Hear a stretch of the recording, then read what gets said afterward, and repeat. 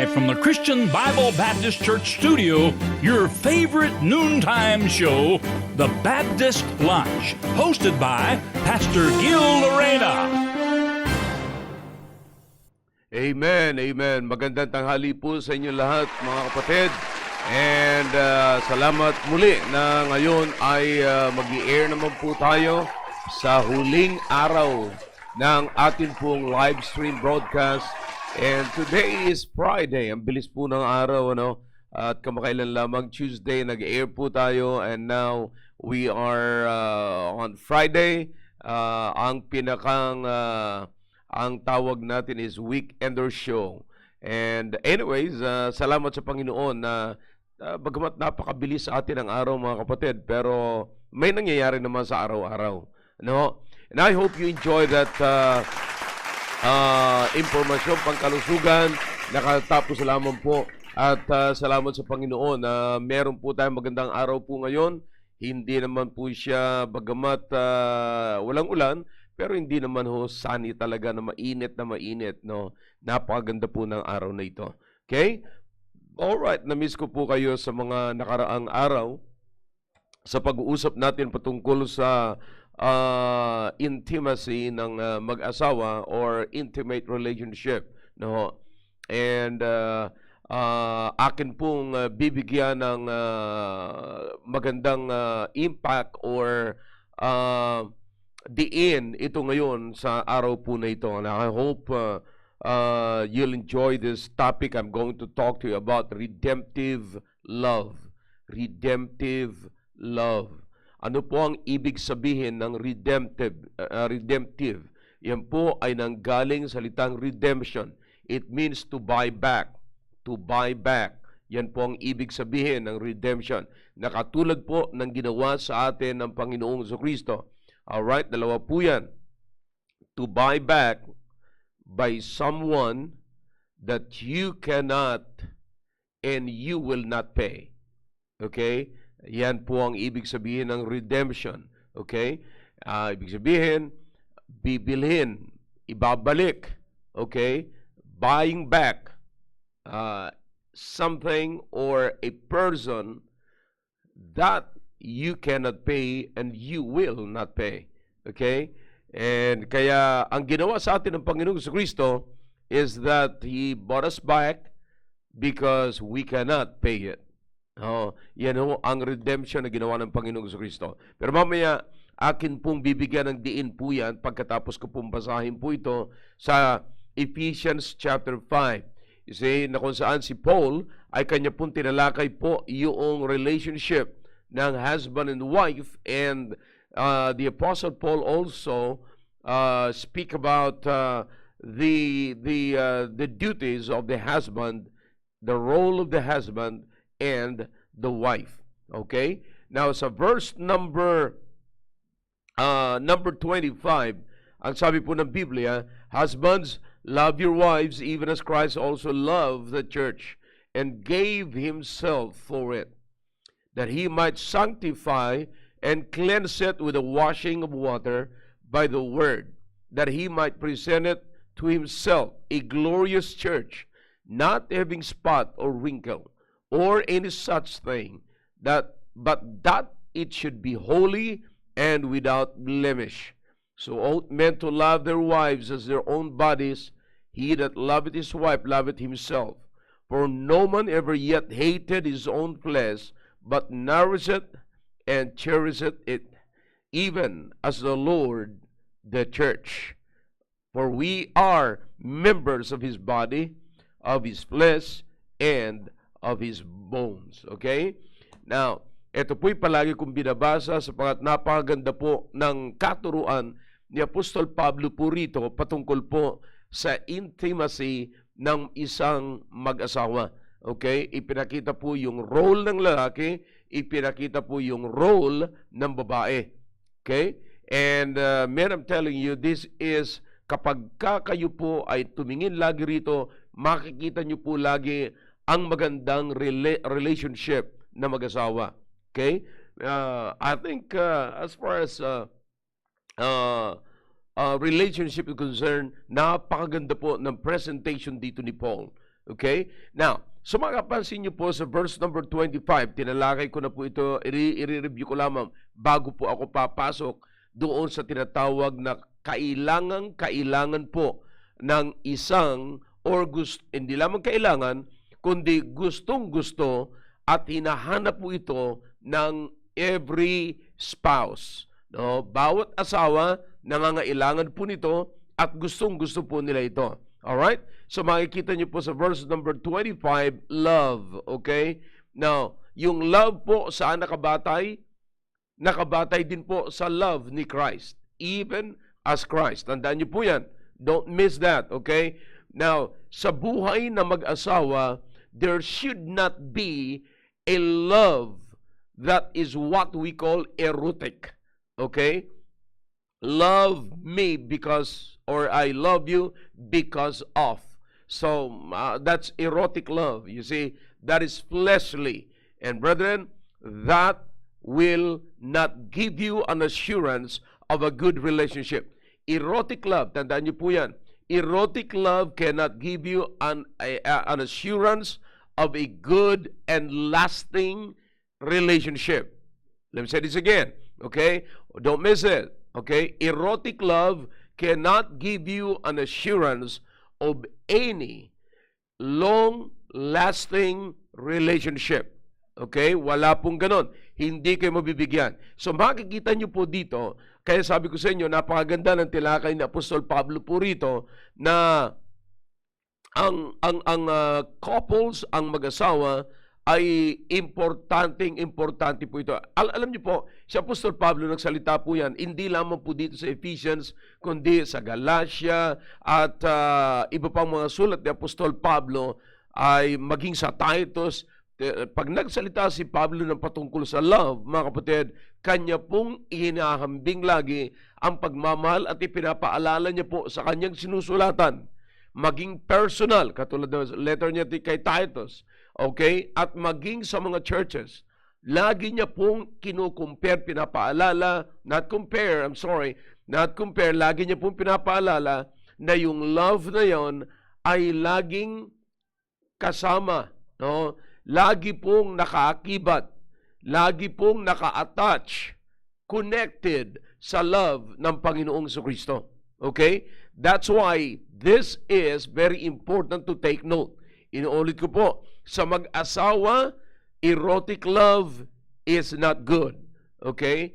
Erotic love is not good. But the long-lasting love is wala na pong iba kundi yung love na connected po sa Panginoon. So that is exactly what the Bible says in verse number 25.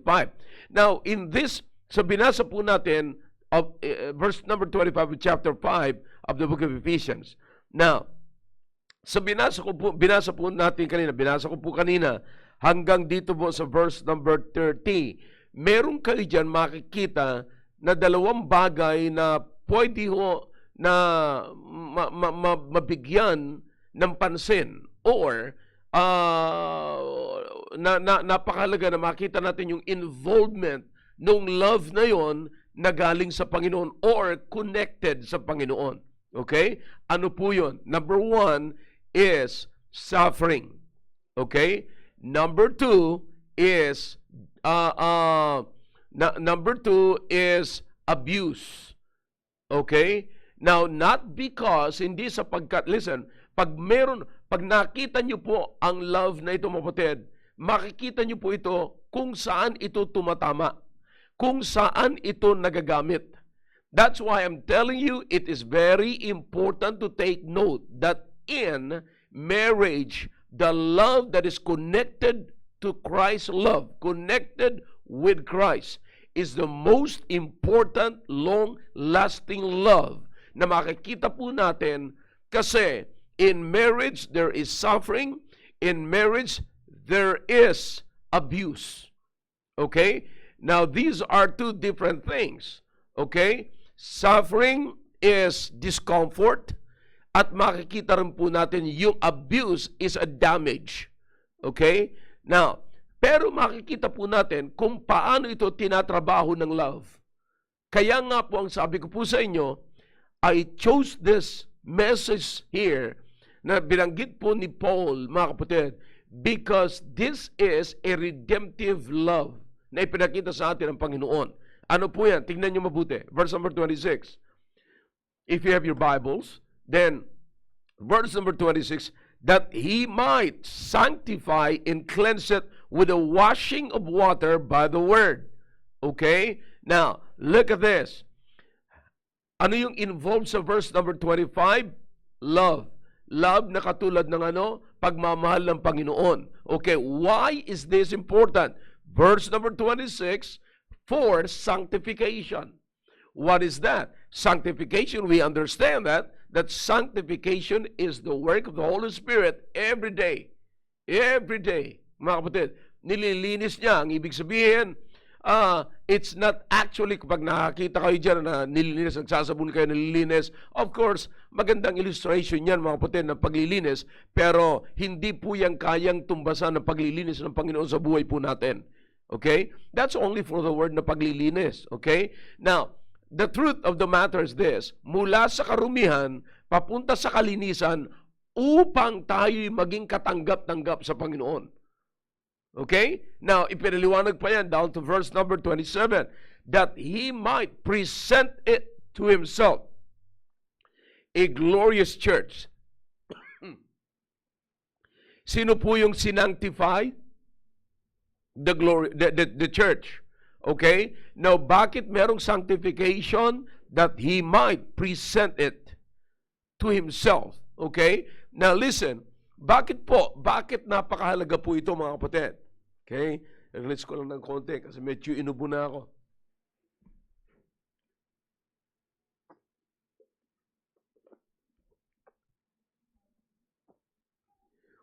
Bakit po napakahalaga ng sanctification? Ito po yan. Sabi ng Biblia, that he might present it to himself a glorious church. Look at this. Not having spot or wrinkle or any such thing, but that it should be holy and without blemish. Alright? Now, yan na po ay presentation ng Panginoon after the sanctification. Okay? Yan ang gustong makita ng Panginoon sa kanyang glorious church.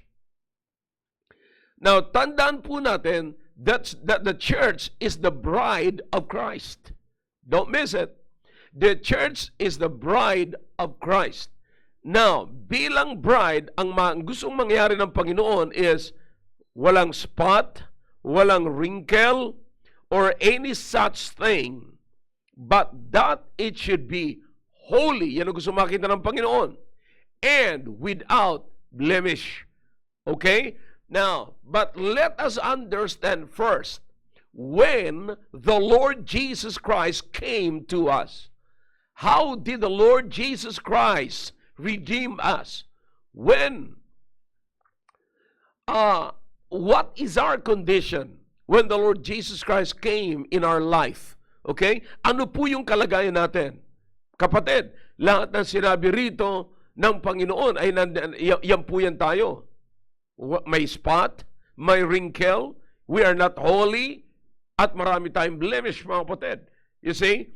Now, tayo makasalanan. In other words, dumating ang Panginoon sa buhay natin when we are in the midst of our sin, when we are in the midst of our sinful nature, kapatid, and we are enjoying it. You see? Because we are ignorant of God. Okay? Nandun po tayo sa kalagayan na yon. O ulitin ko po, don't miss it. Kailan dumating ang Panginoon sa buhay natin? Nung tayo'y makasalanan. Nung tayo'y nasa karumal-dumal na kalagayan. You see, He came to us. You see, anong ginawa niya, mga kapatid? Siya po ay bumaba mula sa trono, mula sa kanyang trono at ng kanyang ama, at bumaba po siya rito upang ibigay niya ang kanyang sarili. He suffered for us. Okay? He suffered for us. What is that? Discomfort. Hindi yung maganda, mga kapatid. Wala naman siyang kasalanan. Siya na walang kasalanan ay naging makasalanan. At tayo naman po makasalanan ay napawalang sala. Now, imagine this kind of thing, mga kapatid.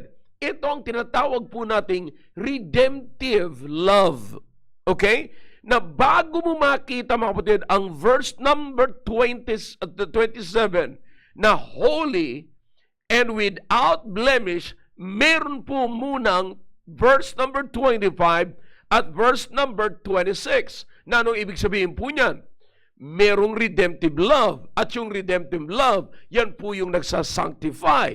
Yan po yung naglilinis. Yan po yung nag-aayos upang mawala yung spot, upang mawala po yung wrinkle, mga kapatid. See, sanctify.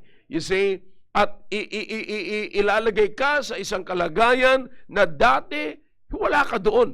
Ang kalagayan mo ay isang marumi, isang karumaldumal, hindi maganda sa harapan ng Panginoon, pero inilipat po tayo sa kalagayan, sinanctify special, no? Sineparate po tayo, no? Sa isang kalagayan na hindi halos natin mapaniwalaan, mga kapatid. Isang kalagayan mula doon sa hindi katanggap-tanggap at ngayon po ay katanggap-tanggap na natin. Bunga po yun ng ano? Katanggap-tanggap na po tayo sa harapan ng Diyos. Bunga po yan ng ano? Redemptive love. Okay? While we were yet sinners, what? Christ died for us. He redeemed us from a condition that we, not only we will not pay, but we cannot pay. That is redemption. Okay? Ngayon, eto'y sinasabi sa asawa. Sa Ephesians, yan lamang po ang makikita natin, love your wife. Pero sa ibang aklat na sulat din po ni Apostol Pablo, even the wife also is called to love her husband. Okay? Now, so makikita niyo po, both na spouse ay sinabihan ng Panginoon, involve yung redemptive love. Okay? Ngayon, ganito po yan. Paano natin ngayon i-apply? So makikita po natin, una sa lahat, na yung love na yon, pag in-apply po yun ng lalaki, at yung love na yon, yung redemptive love na yon, nasa babae at nasa lalaki, mga kapatid, asawang lalaki at asawang babae, listen, dalawa ho ang makikita po natin dito na pwede yung labanan po nun. The suffering, discomfort. Nilabanan po yan ng Panginoon.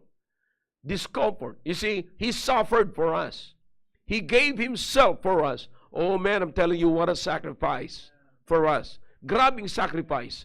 Now, ano pa ho yun? Abuse. Again, what is suffering? Discomfort. What is abuse? Damage. Okay? Damage. Listen, if you're living in sin, tandaan niyo po ito, if you're living in sin, and you keep doing what is not right, it will damage you. Now, in a relationship, we can forbear. We can bear the suffering, but we cannot bear the abuse. Okay. Medyo, ulitin ko lamang po.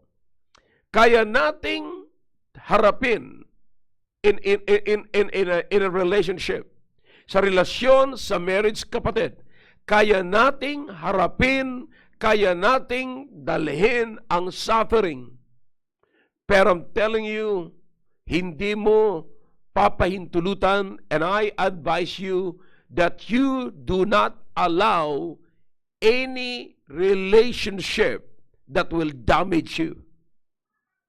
You cannot allow anyone in your relationship to damage you. Alright? Now, tingnan niyo po mabuti rito para maunawaan po natin mabuti. 28, verse number 20. So ought men to love their what? Wives as their own what? Bodies. Okay? He that loveth his wife, loveth himself. Napakaganda po nito. Ito na yun. Verse number 29. Look at this. For no man ever yet hated his own flesh. Ibig sabihin, you cannot damage even your own flesh. You cannot allow anything na nagda-damage. Kaya nga po, meron tayong panggagamot. Meron tayong hinahanda mga first aid kit. Okay? Now, anong ginagawa po natin yan? Para pagka merong problema rito sa kamay natin o sa katawan natin, lalagyan natin ng alcohol, pupunasan natin and everything. Para ano po? Para maiwasan yung damage. You see? Gusto nating ma-prevent. Gusto nating ma-cure yung damage. Bibigyan natin ng attention, mga kapatid. Now listen, here it is what I'm talking about. Okay? In a relationship, kapatid, look at this. Suffering is discomfort. Pero kapatid, makikita katulad ng pinakita ng Panginoon, if there is a redemptive love ang mag-asawa in any relationship, etong huwag niyong kakalimutan. You will always have the spirit of redemption. Redemption. See? Alam mo kung bakit? Okay, tandaan niyo lang mabuti. Ang pag-ibig na nasa akin, pag-ibig na katulad ng Panginoong Jesucristo. Anong ginawa ng Panginoong Jesucristo? Tinatagpuan niya ako at ni-redeem niya ako sa gitna ng aking kasalanan. Nung ako'y makasalanan pa. See that? Upang ano? Upang hindi na ho lumala yung damage. Because listen to me, sin will always cause more damage. Pain and everything. And you cannot allow that. You will never allow it. You don't wanna allow it. Okay? Ayaw mo yan. You see? But listen to me now. Here it is. Minsan, ang relationship, kapatid, nakikita po natin, maganda lamang pag wala pang nangyayaring hindi natin nagugustuhan. Paano ngayon pag may nangyari ngayon sa inyong relationship na nakita mo hindi mo nagustuhan? Ano ang gagawin mo? Ha? Yung iba, alam mo ginagawa ng iba? They just ignore it. You see, they just ignore it. But listen to me now. If you will not get the solution or create the solution, then what you are doing, you're just covering it. Kaya yun po yung sinabi ko sa inyo. You want to get over with it or just cover it? Over or cover? Okay? Yan po yung minsan nangyayari, mga kapatid. Pero mga kapatid, listen to me now. Kaya minsan, hindi pinapansin lamang pag may nakita tayong pagkakamali, hindi pinag-uusapan, you know, walang advice, wala kang makikitang counsel. Listen, kaya ano ang nangyayari? Ang nangyayari is, maraming mga pamilya ngayon naghihiwalay. Maraming mag-asawa naghihiwalay. Ano na kaagad? Divorce. Ano na kaagad? Separation. That's not the answer. Wala kang nakitang kagandahan doon, wala kang nakitang gamot doon, wala kang nakitang solusyon doon. Wala hong solusyon sa separation. Separation is not a solution. It is just avoiding the consequences. It is just avoiding what is happening in the present situation. Kaya, yun po yung separation. Ina-avoid lamang nila yung present situation, but solution is not seen. Hindi niya nakita ang solution po doon. It's not present. Solution is not present in the situation. Okay? Now, so makikita po natin dito, ano po ang ginawa ng Panginoon? Ito magandang makita po natin dito. Redemptive love is always willing to suffer. Yeah, may discomfort, merong hindi maganda, mapatid, but redemptive love is always willing to suffer so that damage will not increase. Okay? Now, listen, mga kapatid, ganito yan. Pagka pinagpatuloy natin ang pang-aabuso sa katawan natin, ito, katulad sa katawan natin, anong ginagawa natin? Nililinis natin. Paano natin inaabuso yung katawan? Sa Biblia, maraming halimbawa po niyan. Pero dito na lamang po sa atin. Anong ginagawa natin? Okay? Now, paninigarilyo, abuso sa katawan. Inom ng alak, abuso sa katawan. Hindi pagtrato sa ating katawan, hindi natin nililinisan, hindi natin nilalagyan ng healthy food. Kaya pinag-uusapan po natin dito ang pangkalusugan eh. Kaya mahalaga po yan eh. Para ma-avoid natin yung pang-aabuso sa katawan natin. You see? So listen, lahat ng mga binanggit kong yan, mga kapatid, pang-aabuso po yan sa katawan na ang ibig sabihin po yan ay dinadamage mo at nag-i-increase pa yung damage. You see? Ngayon, pag may nagsaway sa iyo, kapatid, na huwag ka nang manigarilyo at huwag kang uminom ng alak, kapatid, inaawat niya yung magiging grabe pang damage sa katawan mo. Naunawaan niyo po? Ngayon, ilagay po natin sa mag-asawa. Ang sabi ng Biblia, yung mag-asawa ay iisa na yan. Kaya ang sabi ni Paul sa mag-asawa, sa husband, sabi niya, ang asawa mo, sabi niya, for no man ever yet hated his own flesh. Ay mag-isa na kayo eh. So, hindi mo ngayon idadamage, hindi mo ngayon inaabusuhin yung iyong sariling katawan. In other words, hindi mo ngayon aabusuhin ang iyong spouse. You will not abuse your relationship. Okay? What is abusing? Paano mo ina-abuse yung relationship? Maabuso mo yung iyong relationship at madadamage mo if you allow something, okay? Something, or sabihin natin, mistake, pagkakasala, pagkakamali, if you will allow it and just treat it lightly. Alam niyo mga kapatid, sabi ko nga niyan, ang nakakaubos ng pera sa isang may pera, yung paggastos na kunti-kunti. Sapagkat hindi siya gagastos ng malaki. Ang isang tao na merong 1 milyon na pera, hindi siya gagastos ng 900,000 kaagad-agad. No. Magbibitaw lamang yan ng 50 pesos, 100 pesos, maybe 1,000, 1,000, something like that.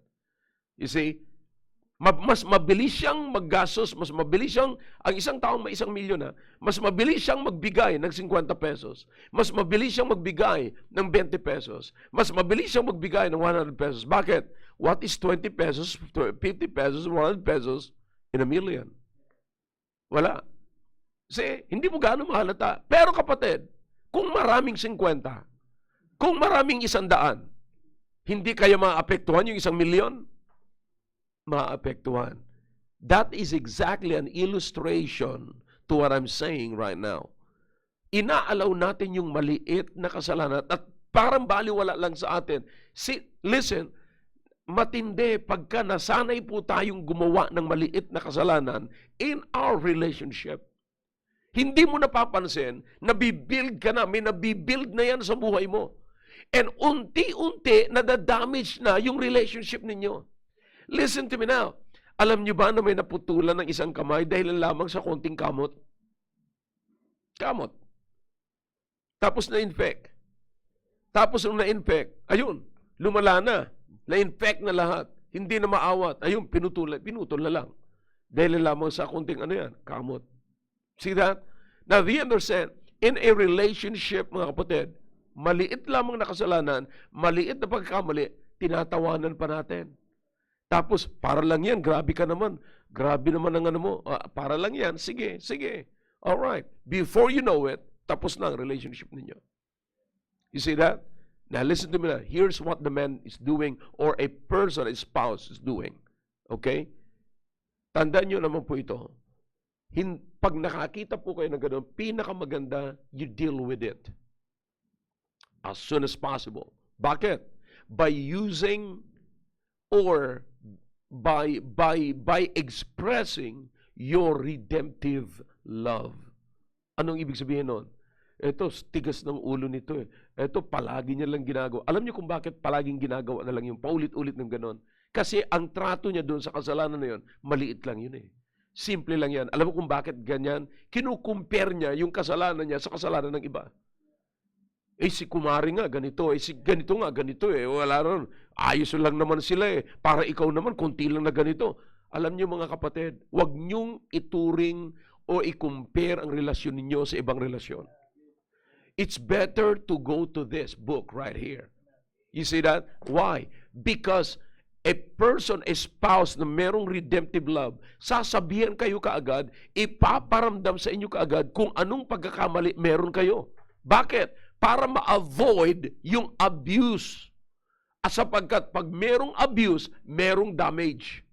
Okay? And you cannot allow damage to continue to grip in, to work in your relationship. You say, gusto mo ba yung infection ay patuloy sa inyong relationship? Ha?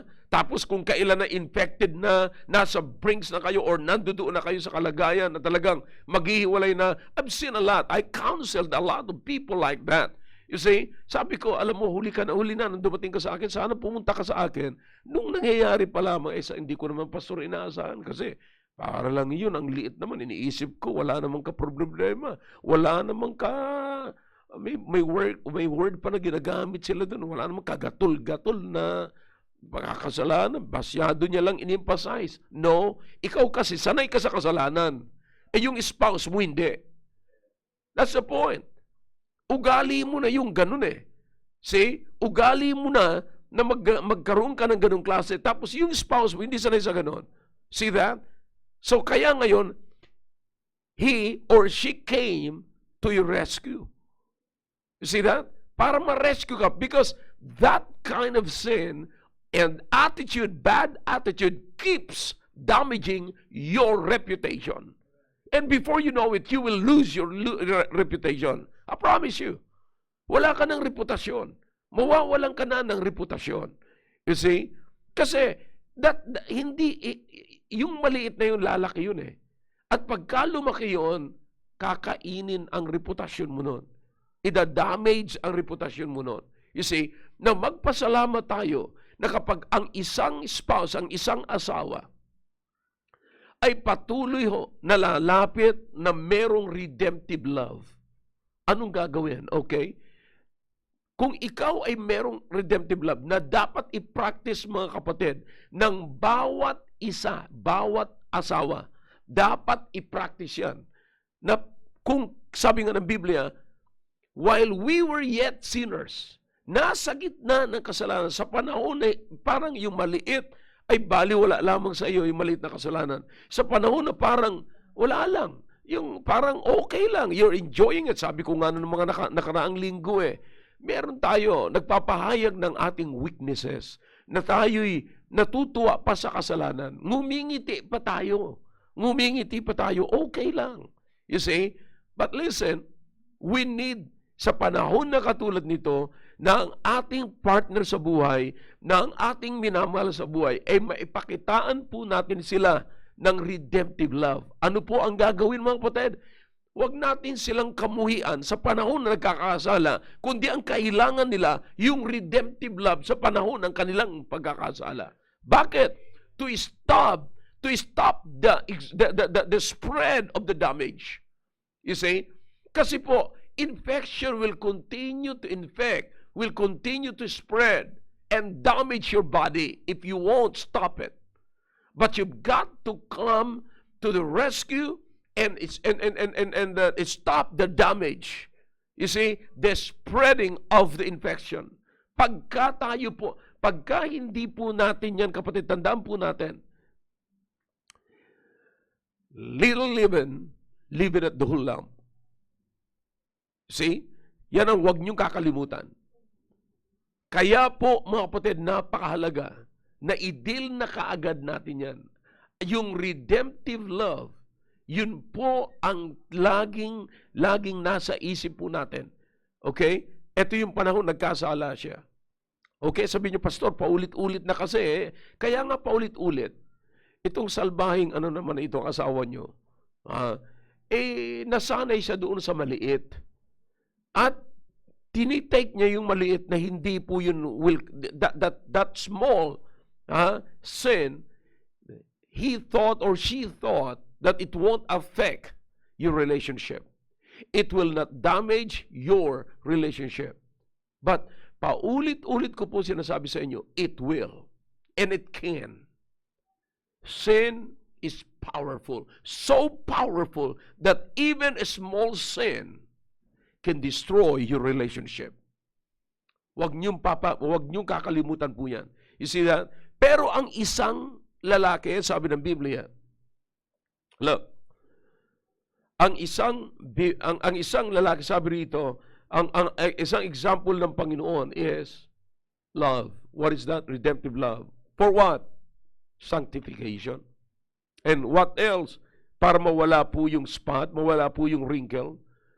Ano ang kalalabasan? Holy and what? Without blemish.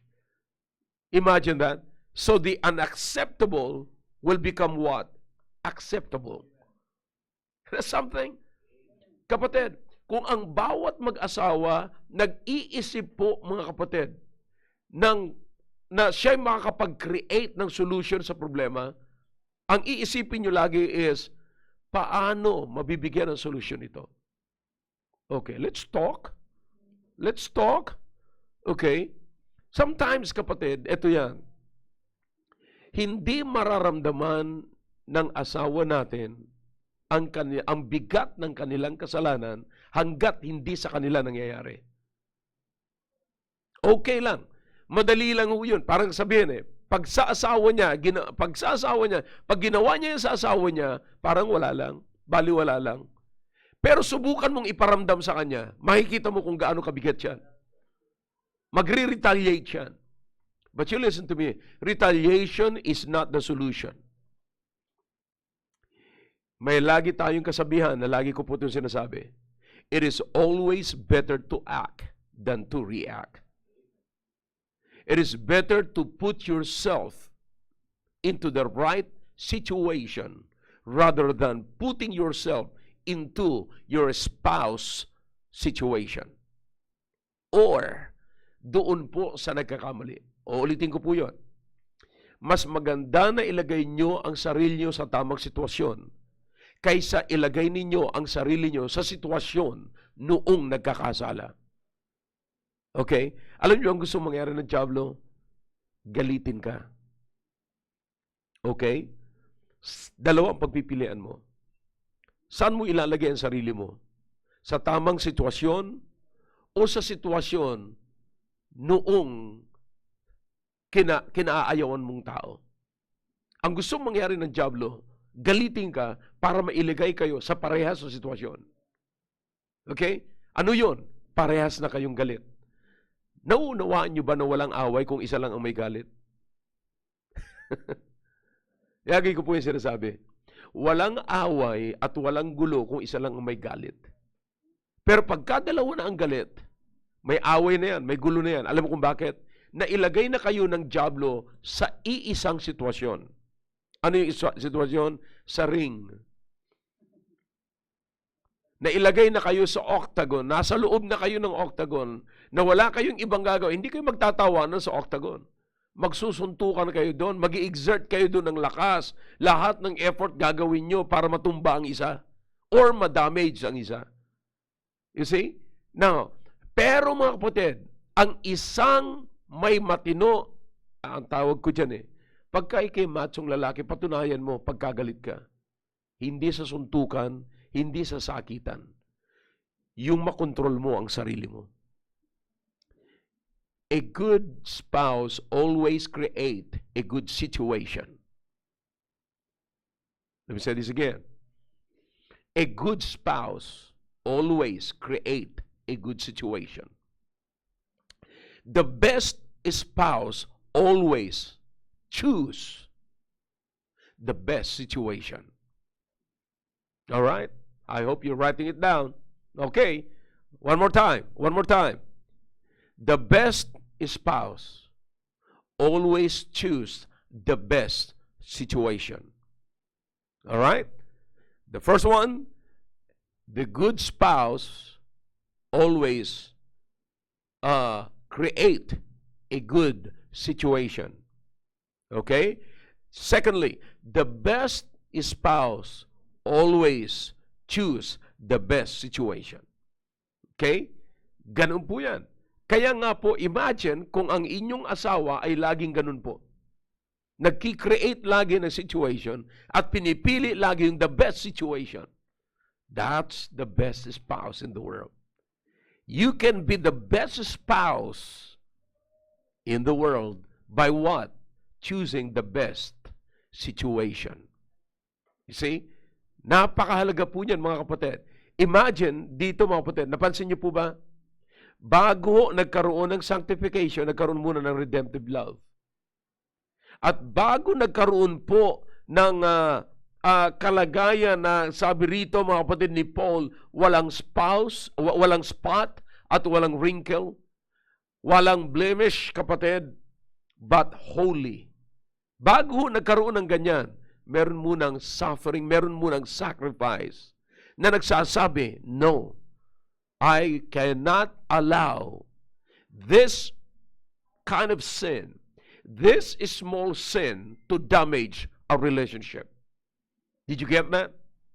Hindi ko pahihintulutan itong maliit na kasalanan ito na i-damage niya, na sirain niya ang aming relationship. That's why I need to talk. That's why I need to inform her. That's why kinakailangan makita niya kung anong klaseng, ano ng kalagayan meron siya. Okay? Now, I'm willing to suffer. Look at what the Lord Jesus Christ did. He came to me personally when I was in the midst of my sin. He came to you when you were in your terrible, sinful nature. Look at that. Pero anong ginawa niya, mga kapatid? He redeemed you because you cannot pay it back. See? You cannot pay. And you will never be willing to pay. You see? Kaya nga, mga kapatid, ang Panginoon na ang nagbayad. Ganon din ang mga kapatid. Huwag niyo sabihin na, pambira yung asawa ko, ganito na ang kalagayan, ganyan. Naaasar na ako. Bahala na siya. Ibigay ko na lamang siya sa iba. Kapatid, you need a redemptive love. You need to show it. Now, if you don't have it, you must ask the Lord to give it to you this morning. Hingin mo sa Panginoon. Hingin mo sa Panginoon. Tandaan mo, kung hindi mo pa nararanasan na tanggapin ang Panginoong Jesucristo bilang sarili mong tagapagligtas, tanggapin mo siya. Ngayong umaga, sabihin mo sa Panginoon, Panginoon, ako po yung nagsisisi na ay kasalanan at tinatanggap po kita bilang sariling tagapagligtas. Or else, that small sin will continue and continually damage your life. It will damage you. Listen, this is exactly what the Lord Jesus Christ did. He suffered for us. Upang ano? Upang hindi na lumala yung pag-damage, pag-abuso natin sa sarili po nating katawan, sa sarili po nating buhay. Now, do you understand that relationship is also many times being abused? Relationship. Maraming beses po naaabuso ang relationship. Sometimes, ang mga tao, hindi po nila, ang mga asawa, hindi po nila alam na yung kanilang konte at palagay na sila sa isang kasalanan, hindi po nila alam na nakakasira, na nakakasakit na po sila at nagpapatuloy, kapag ka ang asawa, lalong-lalo na kapag ka ang asawa, mga kapatid, hindi nagpapahalata na siya nasasaktan. Alam niyo po ba yan?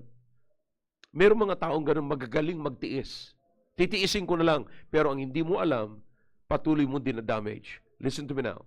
Pag meron kang infection sa katawan at alam mong masakit na, si Dr. Lani, lagi po niya tinatalakay dito po yung sa ngipin.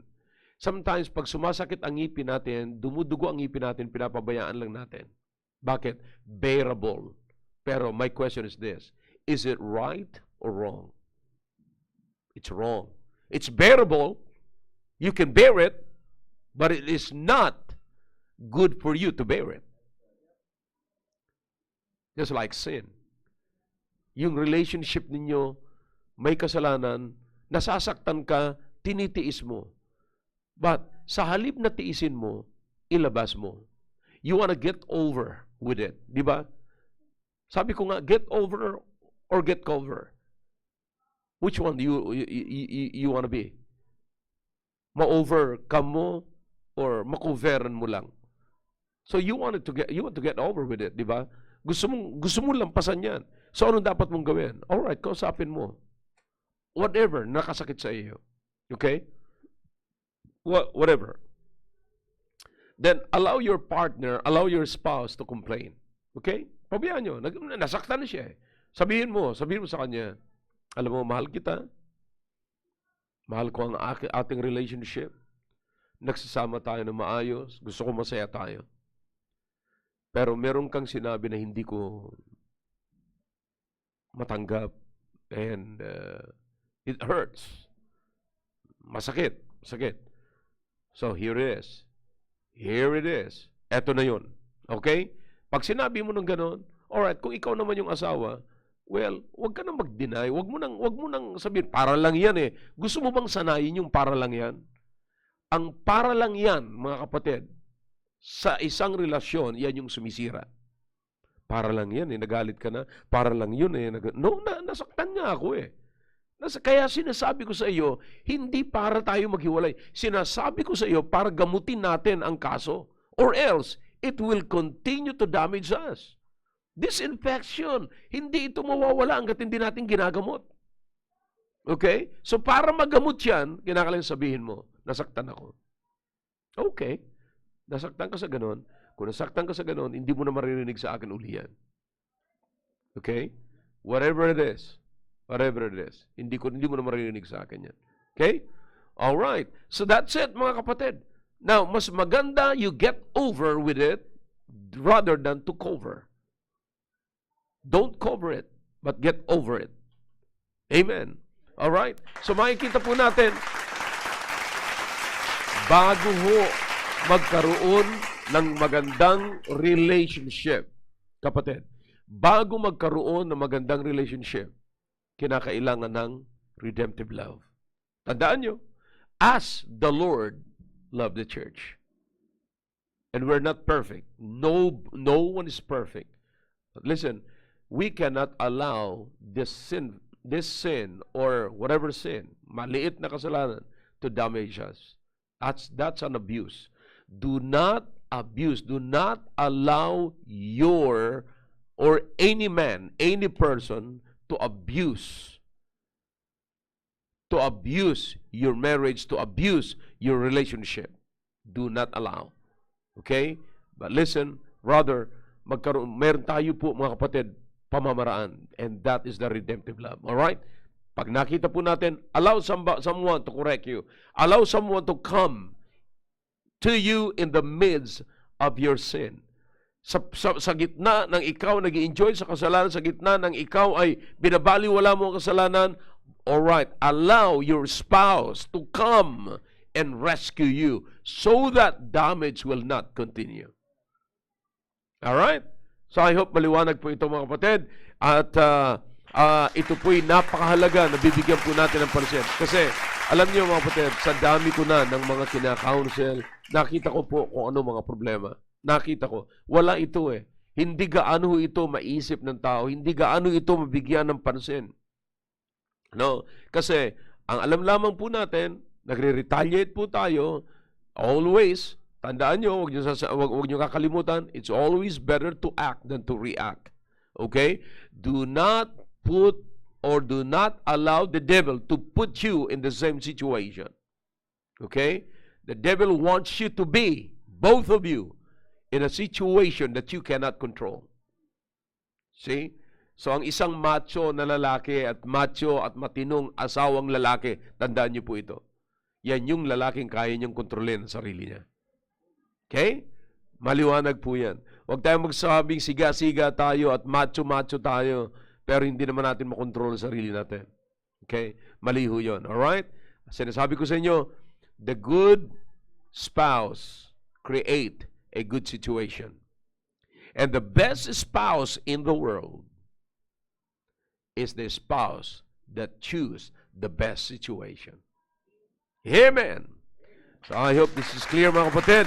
At yan po ang niluto ko po sa inyo sa tanghali pong ito bilang hapunan po ninyo. And I hope you enjoy that. And mga kapatid, patuloy nyo pong ipanalangin yung ating gawain this coming Sunday. And don't miss it. Sa morning service, patuloy nyo panalangin, mga kapatid, yung aking throat. You know, I really feel bad sa aking throat right now. You know, ganun din po, mga kapatid. Kasi ako, pinakang masaya ko sa buhay ko pag ako'y nakakapag-preach. That's the best time in my life. Patuloy niyo panalangin ang service natin. Let's get more people saved invite more people to watch and to be in your home, no? Mag-invite po kayo. Try to adapt. Huwag na po tayong matakot. Alam niyo mga kapatid, maraming mga doctors nang nagsasabi ngayon, wala na daw po yung virus, sabi nila. Mga doctors nagsasabi na mismo.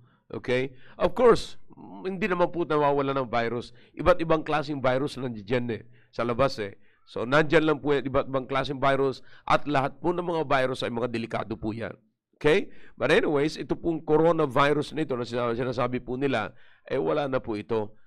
At marami na. Siguro, may mga certain parts na gano'n. At sabi nila, tumataas na.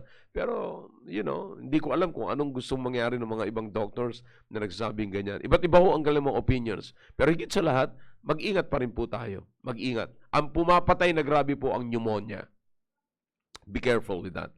Okay? But on Sunday, listen, on Sunday, then mag-invite po tayo ng mga tao na ma-invite po natin sa mga bahay, mga kapatid.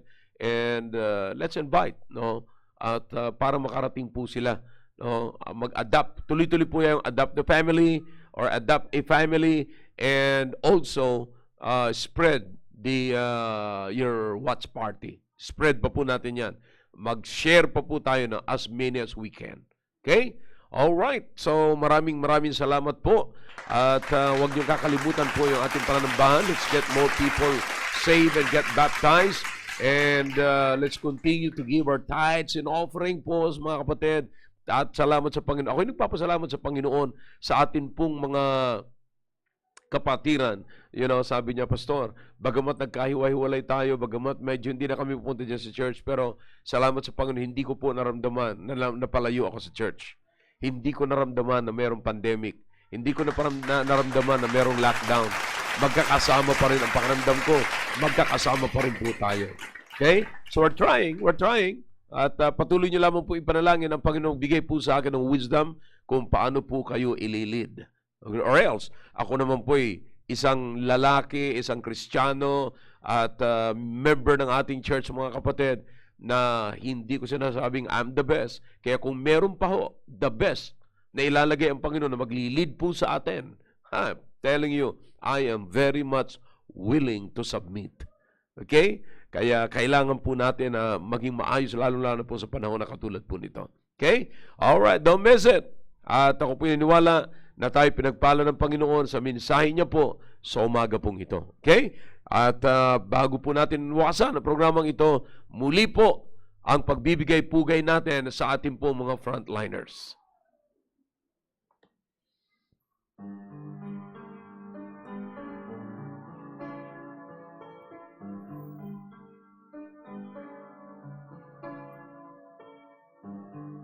See all the wounded, hear all their desperate cries for help, pleading for shelter and for peace.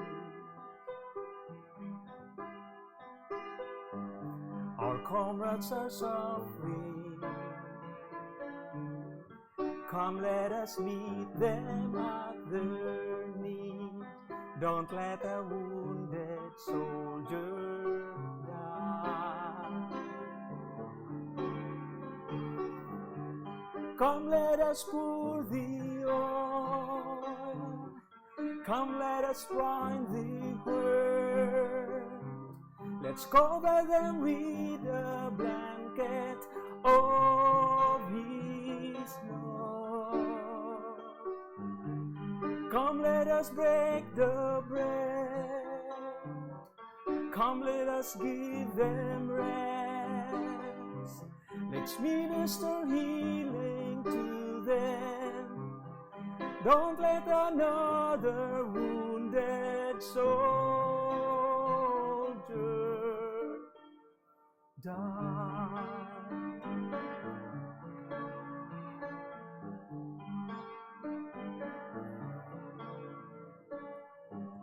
Obeying their orders,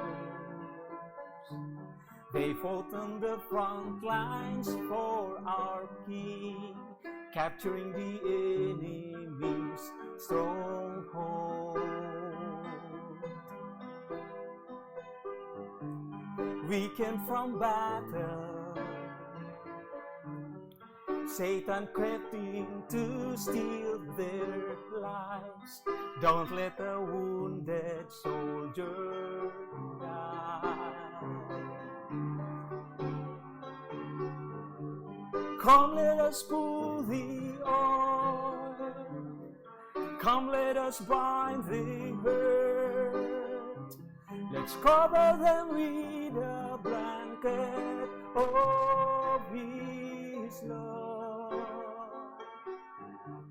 Come, let us break the blade. Alright, maraming salamat po mga kapatid. At muli po mga kapatid, huwag niyong kakalimutan ang service po natin on Sunday. Let's enjoy the day of the Lord. And ako iniwala na patuloy tayong pagpapalain ng Panginoon as we gather ourselves together sa mga bahay, sa mga stations po natin para magpatuloy po tayo sa pagpupuri sa Panginoon. Alright, thank you. Enjoy the rest of the day. And pray that God will bless our church and services, mga kapatid. God bless you all. I love you all.